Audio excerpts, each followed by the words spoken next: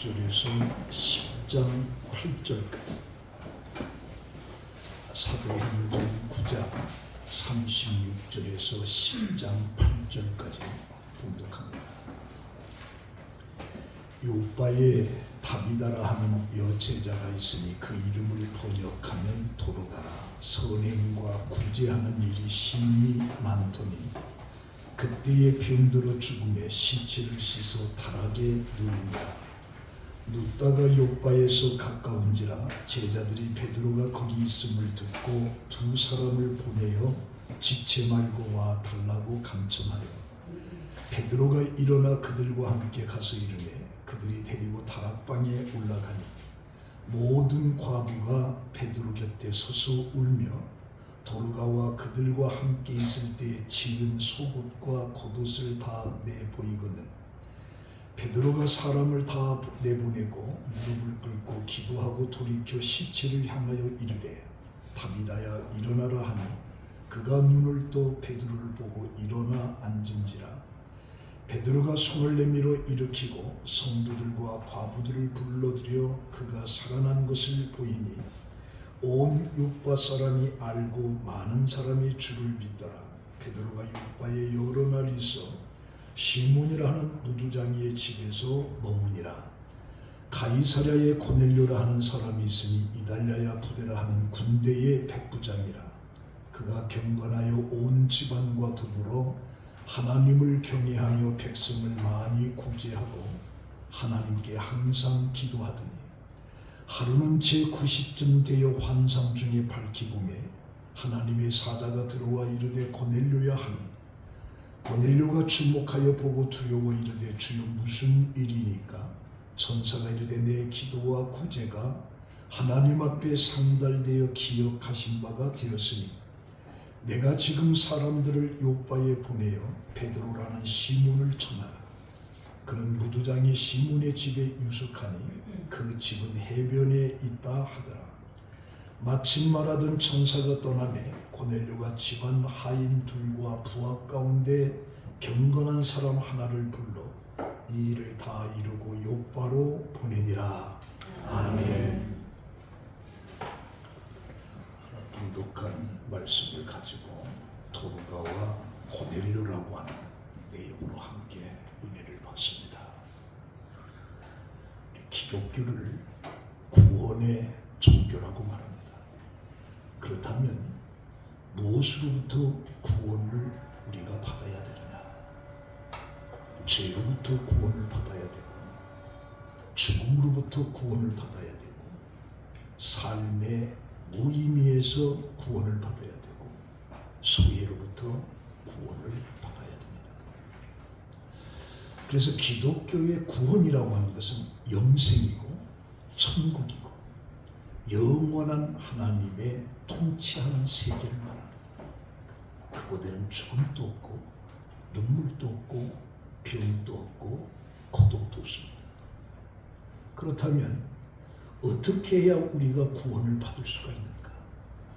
성경에서는 예수를 믿으면 구원을 받는다라고 말하고 있습니다. 사도행전 16장 31절에 이르되 주 예수를 믿으라. 그리하면 너와 내 집이 구원을 받으리라. 요한복음 1장 12절에 영접하는 자 곧 그 이름을 믿는 자들에게는 하나님의 자녀가 되는 권세를 주셨으니 이는 혈통으로나 육정으로나 사람의 뜻으로 나지 아니하고 오직 하나님께로부터 난 자들이니라. 로마서 5장 10절에 곧 우리가 원수 되었을 때에 그의 아들의 죽으심으로 말미암아 하나님과 화목하게 되었은지 화목하게 된 자로서는 더욱 그의 살아나심으로 말미암아 구원을 받을 것이니라. 로마서 10장 9절에 내가 만일 내 입으로 예수를 주로 시인하면 또 하나님께서 그를 죽은 자 가운데서 살리신 것을 내가 마음에 믿으면 구원을 받으리라. 사람이 마음으로 믿어 의에 이르고 입으로 시인하여 구원에 이르느니라. 그래서 예수를 믿음으로 얻는 구원은 그 무엇과도 비교할 수 없는 놀라운 축복인 겁니다. 그래서 히브리서 2장 1절에는 우리가 들은 것에 더욱 유념함으로 우리가 홀로 떠내려가지 않도록 함이 마땅하다. 천사들을 통하여 하신 말씀에 경고하게 되어 모든 범죄함과 순종하지 아니함이 공정한 보응을 받았거든 우리가 이같이 큰 구원을 등한히 여기면 어찌 그 보응을 피하리요. 다시 말하면 예수 그리스도를 십자가의 피를 흘려서 그를 믿음으로 우리에게 구원을 주었는데 이 구원을 등한히 여기면 하나님 앞에 어떻게 진노를 면할 수가 있겠느냐. 로마서 1장 16절에 내가 복음을 부끄러워하지 아니한다. 이 복음은 모든 믿는 자에게 주신 하나님의 능력이 되리라. 이 복음을 부끄러워하지 않는다. 다시 말하면 예수 믿는 것을 나는 부끄럽게 생각하지 않는다. 빌립보서 3장 7절에 그러나 무엇이든지 내게 유익하던 것을 내가 그리스도를 위하여 다 해로 여길 뿐더러 또한 모든 것을 해로 여기면 그리스도를 아는 지식이 가장 고상하기 때문이라. 내가 그를 위하여 모든 것을 잃어버리고 배설물로 여기는 그리스도를 얻고 그 안에서 발견되려 함이라. 그래서 그리스도를 믿음으로 구원이 있기 때문에 그리스도를 위해서 모든 것을 전부 다 배설물로 여겼다. 바울은 그렇게 말합니다.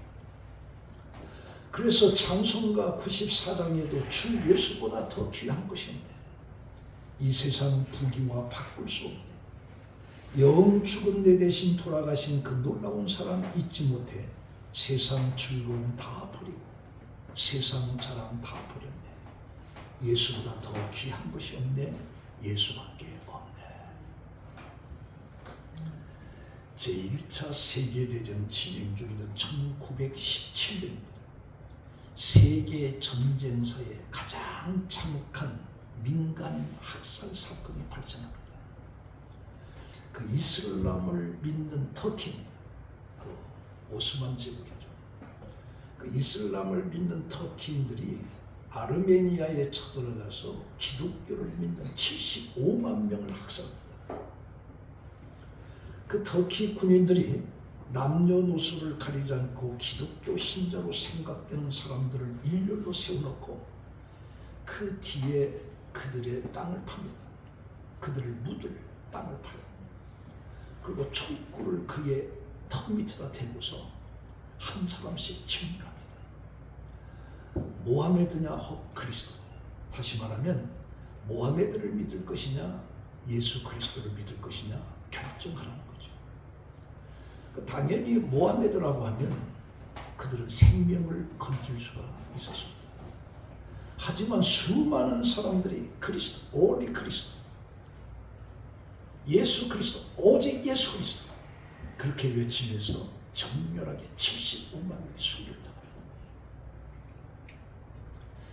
이들은 그리스도인이라고 하는 고귀한 이름, 예수 그리스도라고 하는 존귀한 이름에 자신의 목숨을 건 순교자들입니다. 여러분들도 이 크리스찬이라고 하는 이 존귀한 이름 앞에 우리는 합당한 삶을 살아야 된다라고 하는 것을 우리에게 말하고 있습니다. 오늘 봉독한 이 말씀은 구약의 어떤 족장 아브라함이나 이삭이나 야곱의 이야기가 아닙니다. 훌륭한 다윗과 솔로몬 왕을 말하는 것이 아닙니다. 엘리야라든가 엘리사, 이사야 선지자 이야기 아닙니다. 신약 속에서 나오는 베드로, 요한, 바울과 같은 사도들의 이야기가 아닙니다. 그저 평범한 평신도들의 이야기가 9장 36절에서 10장에 나오게 됩니다. 그럼 이 사람들을 통해서 그들의 특징을 한 3가지로 쳐다보고자 하는데, 첫 번째는 그들은 특징이 뭐냐? 항상 기도하는 사람입니다. 그래서 성경에 나오는 위대한 인물들은 어김없이 기도하는 사람들입니다. 그래서 우리가 10장 2절에 보면 그가 항상 하나님께 기도하다. 기도하는 자는 큰 일을 할 수가 있고 불가능한 것을 할 수가 있고 기적을 일으키고 장애물을 걷어내며 기도의 능력을 드러내게 됩니다. 그래서 그 사람이 참된 그리스도인이냐 아니냐를 뭘로 하느냐, 기도하느냐 안 하느냐로 알거든. 덴마크 역사의 위대한 인물로 알려진 그룬투비 목사가 있습니다. 그런 덴마크의 비극적인 역사를 가슴 아파하면서 나라와 민족을 살리기 위해서 하나님 앞에 간절히 소원을 올리는 기도의 사람이었어요. 그 그룬투비가 목사 고시를 치를 때 설교 제목이 뭐냐? 덴마크 교회 지도자들이여 회개하라. 그게 목사 고시를 치를 때 설교 제목이었어요. 그러자 시험관들이 건방지다라고 하는 이유로 그를 섬교회로 발령을 냅니다. 이 덴마크 교회는 국교입니다. 그래서 목사들은 정부에서 월급을 받고 정부에서 발령을 받아서 가게 됐습니다. 교회를 개혁하고 나라를 살리게 됐던 그룬투비가 섬으로 갈 수밖에 없자 절망하고 낙심한 것. 장래가 캄캄하고 처해진 현실을 바라볼 때 암울하기 짝이 없었습니다. 그는 잠도 못 자고 헛소리까지 하면서 불면증과 신경쇠약에 걸리고, 그때 그룬투비는 하나님께 무릎을 꿇고 기도하기 시작합니다. 눈물로 부르짖으면서 하나님께서 성령의 불로 그를 뜨겁게 한다. 그래서 그때 이 그룬투비는 하나님의 살아계신 것을 체험하면서 신경쇠약과 불면증이 사라지고 도리어 용기 있는 자로 변하게 되는데, 성령의 감동으로 담대인 그의 입에서 나오는 말씀이 쏟아집니다. 그 말씀을 듣는 자마다 가슴이 뜨거워져. 그가 부르짖는 것은 세 가지입니다. 하나님 사랑, 이웃 사랑, 나라 사랑.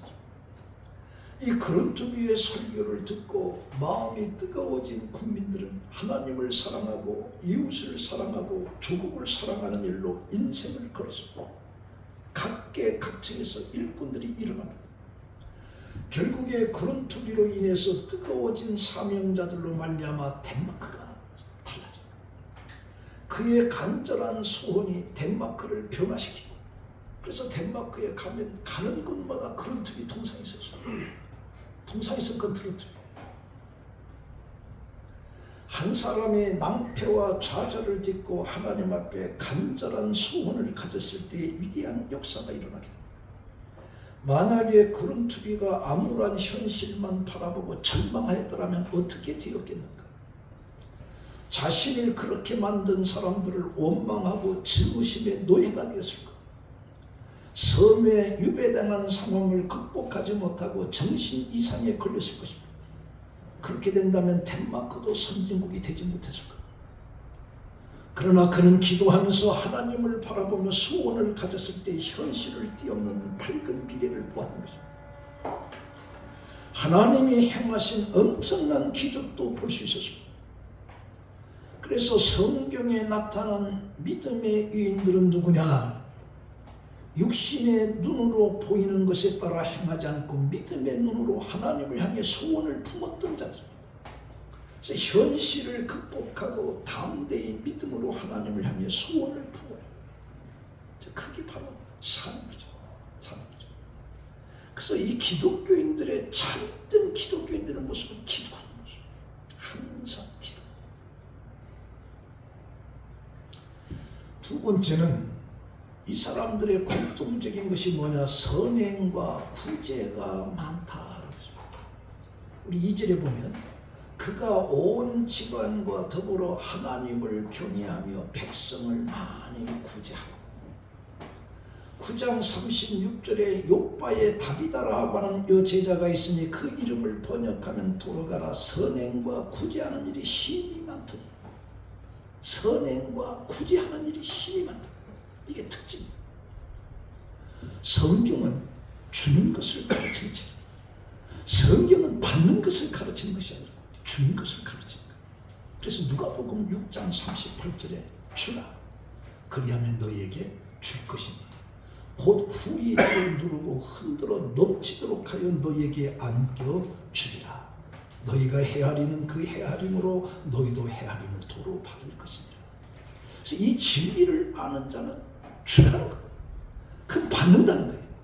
근데 우리는 받아야 준다고, 받아야 준다. 근데 성경은 아니에요. 주라. 그럼 받으리라.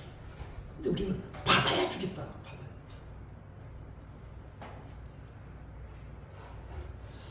하나님께서도 이 세상을 창조하실 때 아담과 하와에게 부족함이 없도록 모든 것을 다 주십니다. 심지어 그의 아들 독생자까지도 주시는데 요한복음 3장 16절 하나님이 세상을 이처럼 사랑하사 독생자를 주셨다. 요한복음 14장 16절에는 내가 아버지께 구하겠으니 그가 또 다른 보혜사를 너희에게 주사 영원토록 너희와 함께 있게 성령을 부추시겠다. 그리고 내가 너희를 고아와 같이 버려두지 아니하고 너희에게는 오리라. 디모데전서 6장 18절에 선을 행하고 선한 사업을 많이 하고 나누어 주기를 좋아하며 너그러운 자가 되게 하라. 문제는 욕심은 내가 배우지 않는데도 욕심을 갖게 되는데 구제는 가르쳐야 된다는 거예요. 욕심은 누가 안 가르쳐도 욕심이 다 생겨요. 구제는 가르쳐야 된다. 그래서 마태복음 10장 8절에 거저 받았으니 거저 주라. 야고보서 2장 15절에 만일 형제나 자매가 헐벗고 일용할 양식이 없는데 너희 중에 누구든지 그에게 이르되 평안히 가라 덥게 하라 배부르게 하라며 그 몸에 쓸 것을 주지 아니하면 무슨 유익이 있으리요. 이와 같이 행함이 없는 믿음은 그 자체가 죽을 것이라. 돈이 없어서 밥을 먹지 못하는 자에게 저기 시장에 가면 참 맛있더라 가서 사 먹으라. 100번 얘기해도 소용이 없다. 돈을 줘야 돼. 돈을 줘야 돼. 누가복음 12장 33절에 너희 소유를 팔아 구제하여 낡아지지 아니하는 배낭을 만들라. 곧 하늘에 둔 바 다함이 없는 보물이니 거기는 도둑도 가까이 하는 일이 없고 좀도 먹는 일이 없느니라. 너희 보물이 있는 곳에는 마음도 있으리라. 요한일서 3장 17에 누가 이 세상의 재물을 가지고 형제의 궁핍함을 보고도 도와줄 마음을 닫으면 하나님의 사랑이 어찌 그 속에 거하겠느냐. 자녀들아 우리가 말과 혀로만 사랑하지 말고 행함과 진실함으로 하자. 조이스 마이어라고 하는 사람은 단순함이 주는 기쁨이라고 하는 책에서 믿는다라고 하는 것은 믿지 않는 것보다 훨씬 더 간단한 일이다. 그렇습니다. 믿지 않으려고 발부동 친다. 그러나 믿는다는 것이 더 쉬웠다. 그런데 문제는 뭐냐? 믿는다라고 하는 것에 행동이 따르는 이게 문제다. 그래서 믿음은 행동이 따라야 되며 행함이 있는 믿음이 가치가 있는 거예요. 그래서 프랑스 철학자 마리우스 볼롱테는 어떤 사람이 믿는 바가 무엇인지 이해하고 싶으면 그의 말에 귀 기울이지 말고 그의 행동을 눈여겨보라. 그 행동 속에서 그 믿음이 돋보이는 거예요. 100번 내가 믿음의 이야기를 해도 그 듣지 말라는 거예요. 그 사람의 행동을 보고 믿음을 보라. 그래서 전도서 9장 4절에는 산개가 죽은 사자보다 낫다. 다시 말하면 살아있고 행동한다라고 하는 그 자체의 의미가 있다. 토마스 왓슨이라고 하는 사람은 묵상이라고 하는 책에서 선한 행위에 비록 구원의 원인이 되지 않지만 구원의 증거가 된다. 선한 행동이 구원받는 원인은 하지만 그러나 그 행동을 볼 때에 이 사람은 믿음이 있는 사람이구나. 행동을 통해서 볼 수 있다. 그래서 믿음은 행위 위에 구축되어서는 안 되거니와 행위는 반드시 믿음 위에 구축되어야 된다. 그래서 믿음은 행위를 정당화시키고 행위는 믿음을 증거한다. 그래서 내가 믿음이 있다라고 100번 얘기하는 것보다도 그 행동 속에 할 사람은 믿음이 있구나. 그리고 그 믿음이 증인이 되는 거예요. 그래서 우리의 믿음이 행함이 동반되어야 비로소 참된 믿음이라고 할 수가 있습니다.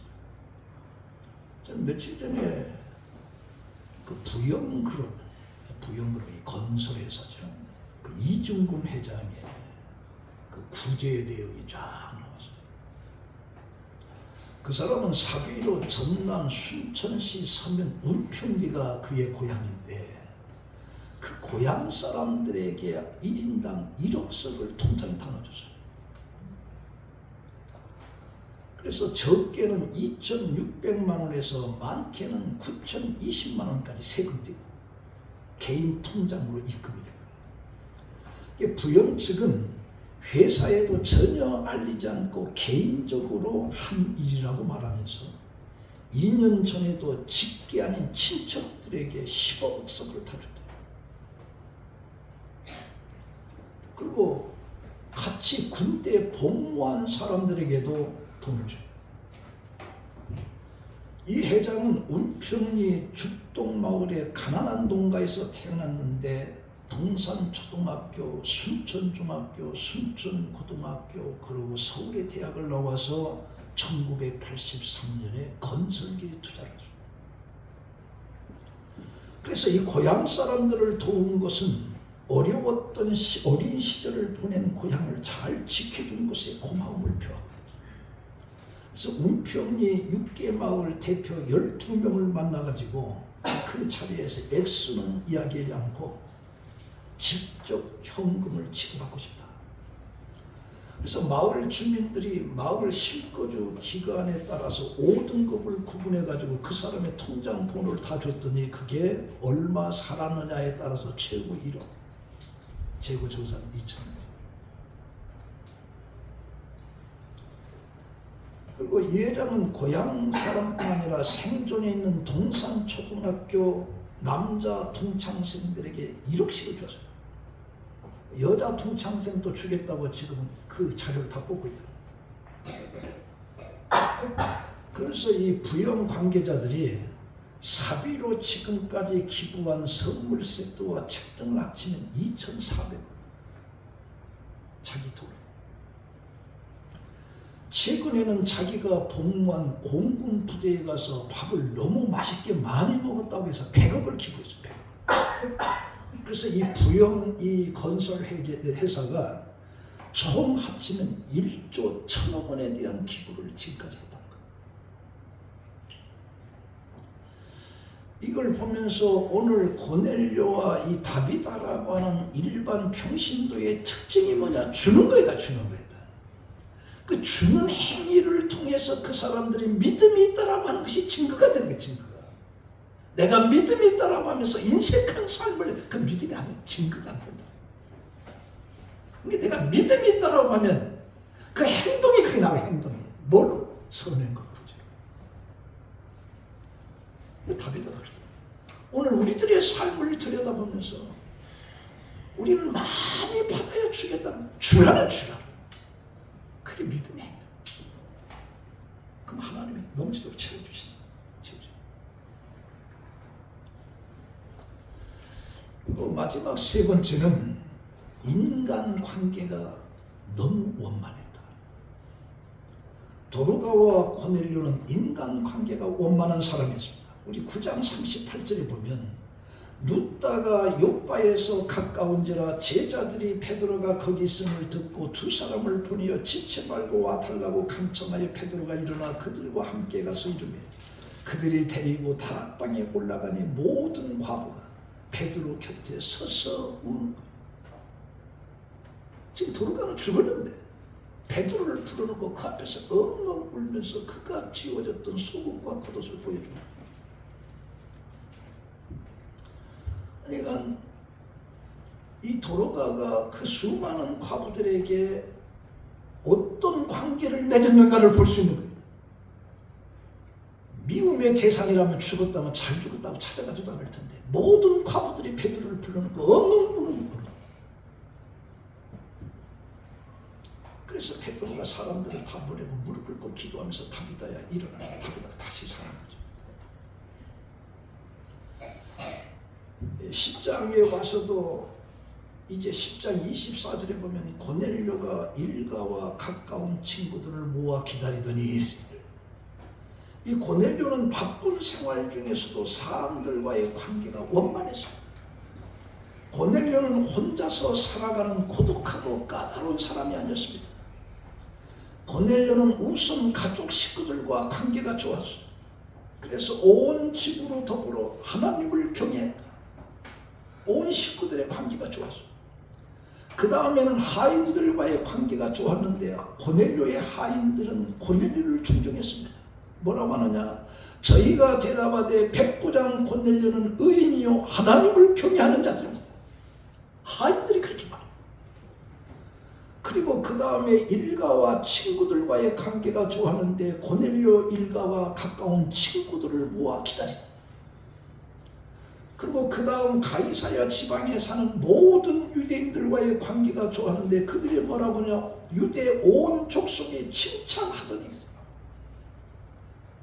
식구들로부터 친척으로부터 이웃으로부터 가이사랴에 있는 모든 사람들로부터 관계를 너무 잘 맺었기 때문에 그들을 칭찬했다. 어떤 사람은 개인적으로 신앙생활을 열심히 잘하는 것 같은데 가족 식구들과의 불화가 있어요. 부하 직원들과 친척들이나 이웃 사람들로부터 칭찬 대신에 욕을 얻어먹는 경우가 많아요. 그 믿음의 증거가 없는 건 믿음의 증거다. 그 잘못된 거죠. 그 예수 믿는 거 아니에요. 믿음이 아니에요. 우리가 전도자가 되려고 하면 부하 직원들로부터 존경과 칭찬을 받아야 돼. 인간관계가 까다로운 사람은 절대로 전도할 수가 없어요. 친척관계가 원만하지 못한데 어떻게 전도를 해요? 이웃과의 관계가 원만하지 못하는데 어떻게 전도할 수가 있어요? 친척들과 왕래도 없고 인사도 없고 이웃과 왕래도 없고 인사도 없는 사람 절대로 전도할 수 없습니다. 고넬료는 인간관계가 원만한 사람, 모든 사람들로부터 칭찬을 받고 있어요. 그래서 모여라니까 모이는 거예요. 집에 오라니까 집에 오는 거예요. 이건 사람들과의 관계가 원만한 사람이 전도를 잘할 수 있는 것이에요. 그래서 사실 전도라고 하는 것은 변화된 삶인 거예요. 전도는 원만한 인간관계입니다. 그러니까 인간관계가 원만한 평소에 인사도 잘하고 교제도 잘하고 구제도 잘하고 이런 인간관계가 잘 돼야 예수 믿으라면 예수 믿는 것이지, 인간관계가 되지 못했는데 누구한테 전도한다는 아무도 그 말을 듣지 않아요.